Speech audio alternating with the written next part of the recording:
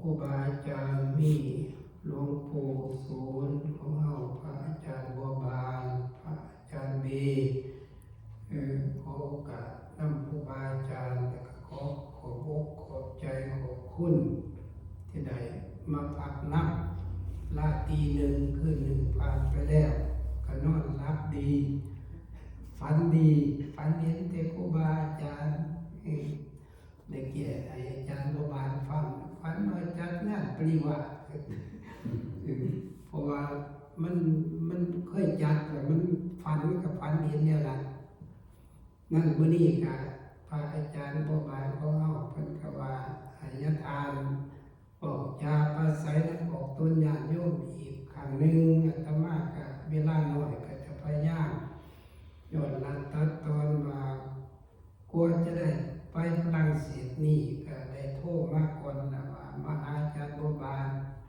เพื่อขน่อยมันบ่เก่งภาษาอังกฤษเว้าเพิ่มพร่ำๆเว้าก็มันเสียงมันบ่ได้นะก็มีพื้นฐานเล็กน้อย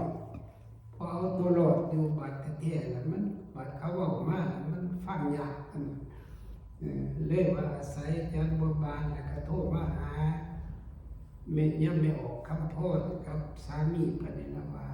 เดี๋ยวนี้ญาติจะไปพักอยู่หั่นพอซอยใดก็ซอยเด้อพาไปติดต่อยุ่นขึ้นเมื่อฝรั่งเศสแน่เพิ่นก็มาอันนี้เนาะ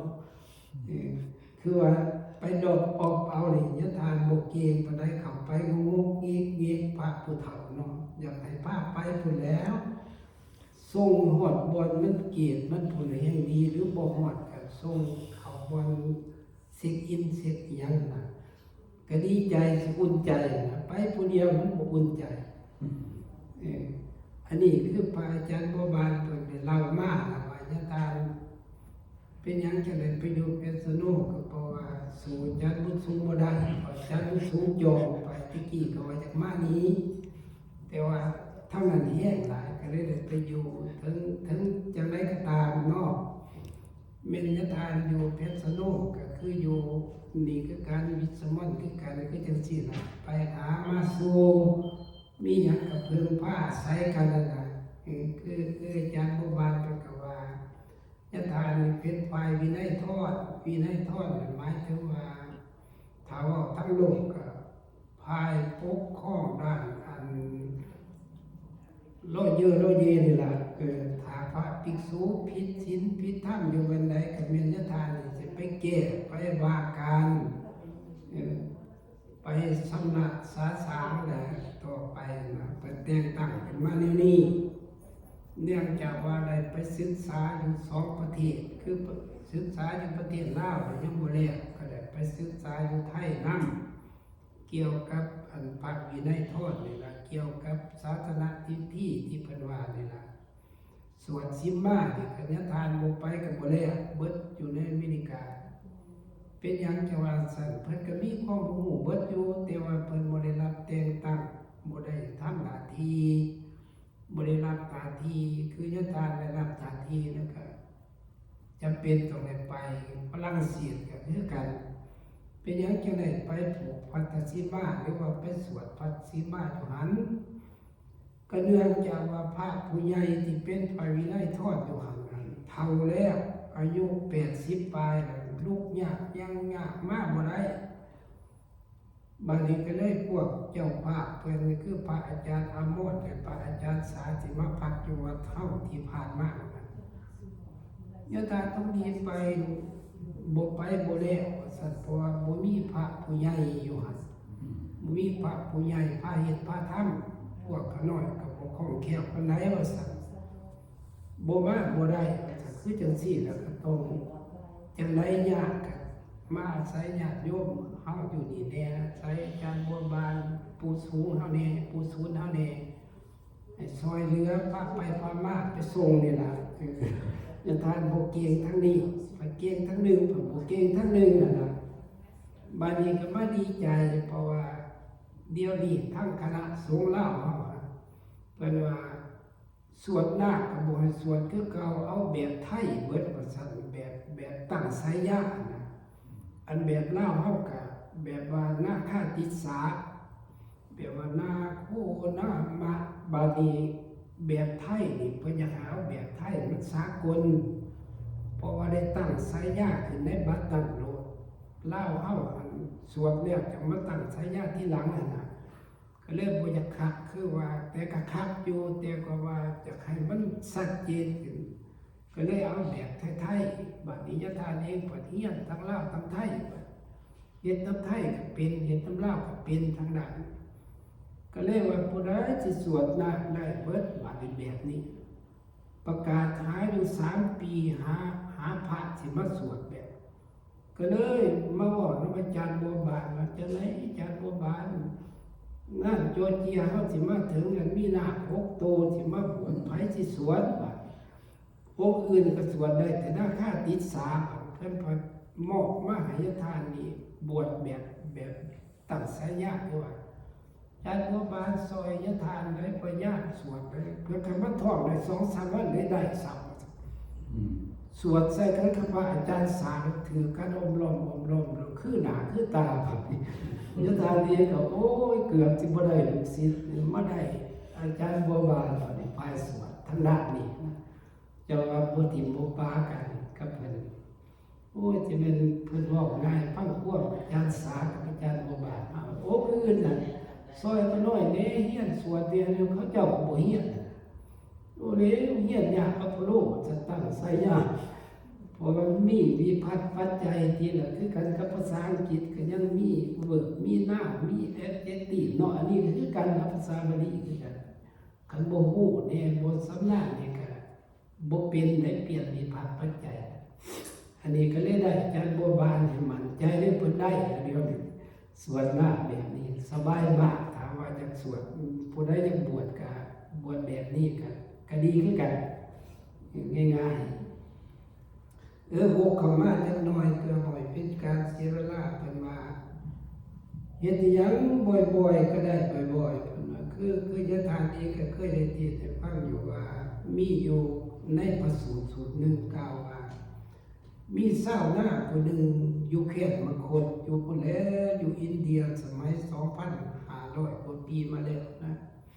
ชาวนาผู้นั้นเราไถนาเพราะว่าเราก็เฮ็ดนานะพระพุทธเจ้าเสด็จไปโปรดบัดนี้เพราะว่าเพิ่นนั่งเบิ่งกลางคืนนั่นเพิ่นแผ่พญาไปเห็นชาวนาผู้นี้โอ้แต่ศาสตร์ก่อนเราได้สร้างบารมีหลายในอีตาอันนี้แต่ว่าเรามาปึกในศาสตร์นี่มาเป็นชาวไร่ชาวนาถึงก็บ่อยากเหลื่อมใสต้องไปถามบ่ไปโปรดเราปฏิไปตกนรกแล้วจังซี่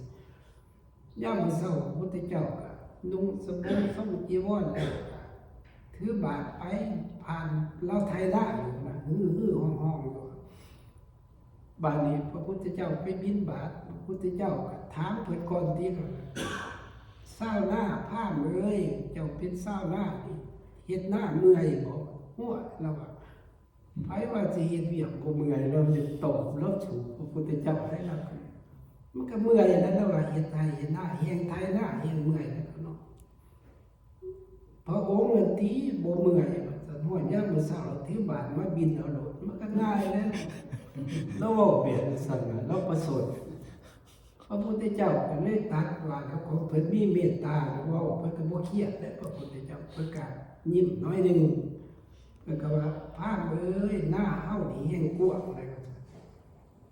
แล้วว่าหน้าจังไสเขาปลูกก็บ่มีไถก็บ่มีเชือกก็บ่มีกล้วยงัวก็บ่มีแล้วพุทธเจ้าได้แสดงธรรมว่าหน้าเฮานี่คือหน้าอันเฮ็ดแล้วบ่เฮ็ดอีกว่าซั่นเฮ็ดแล้วก็พอแล้วคือทางนี่เฮ็ดแล้วพินาก็เฮ็ดอีกคันบ่เฮ็ดก็บ่ได้กินเฮานี่เฮ็ดแล้วก็แล้วไปหน้าเฮาอยู่ไสอธิบายเบิ่งพุทธเจ้าก็อธิบายว่าการเจริญวิปัสสนากรรมฐานนี่ก็สติคือเสื้อเพิ่นบัดนี้ก็ยิริโอตตัปปะความย่านบาปความบาปคือฮอดไถเพิ่นปัญญาคือย่านไถนะปัญญาคือย่านไถเพิ่นเพื่อการอธิบายไประบาดในทายเฮ็ดได้ในจิตของเฮาเป็นสมาธิแล้วก็พิจารณาสังขารว่าสังขารนี่บ่เที่ยงจังซั่นจังซี่เกิดปัญญาญาณขึ้นบัดก็ ได้ตรัสรู้เพิ่นว่าถึงพระนิพพานก็คือได้เฮ็ดหน้าทั้งเฮ็ดแล้วก็บ่มาเฮ็ดอีกบัดนี้ก็เข้าสู่นิพพานเป็นอมตะสุขไปบ่ทุกข์บ่ยากคือชาวนาที่เจ้าอีกบัดเว้าเท่านั้นแล้วด้วยได้สำเร็จเป็นพระโสดาบันได้บัดโอ้ยแจกจ่างป่าธรรมะแล้วขอเหลื่อมใสบัดนี้ก็มือต่อไปอีกพระพุทธเจ้าอันมือตะมิดบทท่านในเทศจังซี่นะไปเว้าจังเล็กจังน้อยมือที่สองไปอีกแล้วก็เลยประสดขึ้นมาว่านั้นมาอีกแล้วเราว่ามาเรื่อยๆมาบ่อยๆเราว่าเลยพุทธเจ้าเทศเรื่องนี้นะครับก็พุทธเจ้าก่อนสิเว้าเรื่องที่จะทางออกไปเพิ่นก็เว้าว่าฟังเลยเฮาสิเว้าให้ฟังเพราะหยังก็ว่าเฮามาบิณฑบาตบ่อยๆเพิ่นก็หยุดไทยหน้าเพิ่นก็ฟังแล้วบัดพุทธเจ้าเพิ่นก็สง่าราศีงดงามที่เป็นตะฟังที่นั่นเพิ่นบอกเพิ่นก็ว่าฟังเด้อเฮาสิเว้าฟังเพิ่นว่าเศร้าหน้าก็ยอมไทยหน้าวานกะอยู่บ่อยๆบัดนี้ก็เมื่อเศร้าหน้าวานกะบ่อยๆฝนก็ตกมาบ่อยๆแผ่นดินก็สุ่มซื่อไปเพิ่นว่ามีปุ๋ยมีหยังดีขึ้นมาเศร้าหน้าวานขึ้นมาแล้วก็ได้